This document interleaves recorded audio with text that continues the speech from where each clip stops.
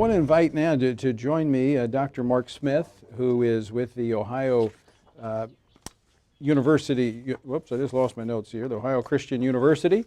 He came down all the way from Centerville, Ohio. Circleville, Ohio. I know it was somewhere with a C. Came down just to be a part of this. Dr. Smith, thanks so much for being with us. This is often thought of as an issue that really is only of interest to Catholics because it's an issue of contraception. But that's not what's at the heart of this at all, is it? It is not, but there is an issue biblically where Protestants are going to have to stand on this as well. We believe in life. As Christian college presidents, I love to challenge our students to be morally pure, sexually pure until they're married. And so to get up and challenge them one day to do that, and then the next day hand out contraception or contraceptive devices is something that's very concerning to us. And so we are very concerned about this mandate that's come out. We also stand for life. And so when you start looking at all the list of drugs that could be involved, there are abortive drugs in there that we just cannot implement as part of this at our university. You know, there are over 200 Christian universities across America. Every state of the Union has colleges such as yours. Maybe not as strong in teaching the truth, but they're there, and they would be affected by this.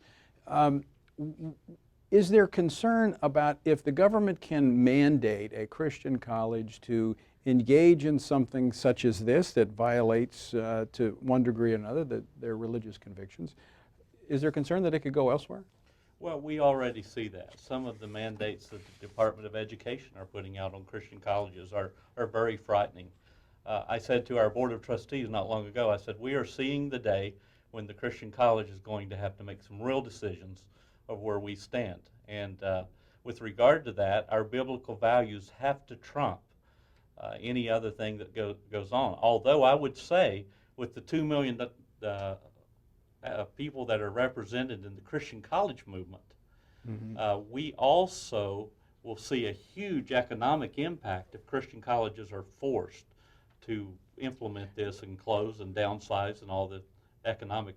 Yeah, there certainly is a dollar figure, and we're going to get in later in the discussion of how much this actually costs. There is a price tag associated with it, and it's not the government that's going to pick it up. Now, the Council for Christian Colleges and Universities, of which the Ohio Christian University is a member, are they unified in opposition to this mandate? Yes, President Paul Courts on December 23rd sent a letter regarding this, our strong opposition to this. But additionally, there are another 150 or so colleges that are meeting this next week to discuss this issue and to voice their strong opposition. I was talking to a Christian college president in one of our sister states who said 19 colleges have come together to organize with regard to this issue, and we must stand on this issue, Tony. Well, Dr. Smith, I want you to kind of give me a reflective answer here. Just think about this, because a lot has been said about this mandate. I've heard from different religious leaders that say, you know, at some point in time we have to draw a line, and we're willing to disobey, and we're willing to say no to the federal government. Has it come to that point for you? Well, I think there's a number of ways that we can approach this. Last week I was in Washington for 3 days working with senators, congressmen, my congressman in particular, Steve Austria, and he has already this week sent letters to Kathleen Sebelius, to other entities in the government, asking questions about this issue and saying this issue cannot go forward. So I think there's a legislative way that we can move forward. I think also there's judicial way. And many of the colleges are right now discussing filing an amicus brief with the Supreme Court. I know the Beckett group has led that, and we're very excited. You're going to be talking to them.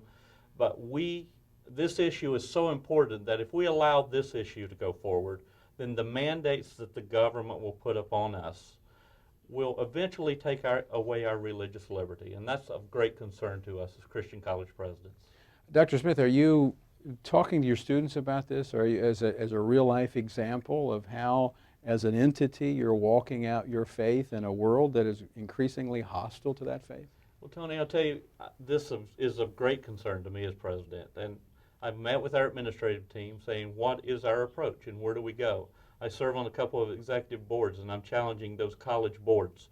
What do we do? And with students, we have started a government relations programs. We believe that if we do not train up the next generation of young men and young women who understand the Constitution and understand that we as church people, as evangelicals, must be involved in this day and the fights that are out there. And I hate to use the word fight. I'm not someone who likes to just Paul be used controversial, it. but Paul used it, didn't so you he? can use it. Yeah. But this is a fight for the soul of America. Yes. And I believe we must stand and our students must stand, and we strongly, I want to thank the Catholic Church.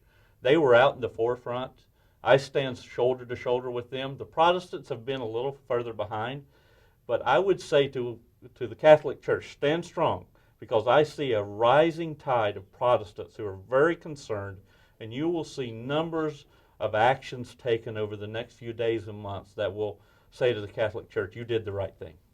Well, Dr. Smith, thanks so much for coming all the way from Ohio to be here with us for this webcast. And I do think this is a teaching moment. This is a moment in which we can, as administrators of our colleges, as leaders in the community, show young Christians that, you know, there are times when we have to draw a line and we have to stand for the things that we preach and we believe in. And I think this is one of those times. If we don't do it now, and if we don't start teaching now, America will be very different in the years to come. So my goal is to invest myself as much as I can in those students and in our nation.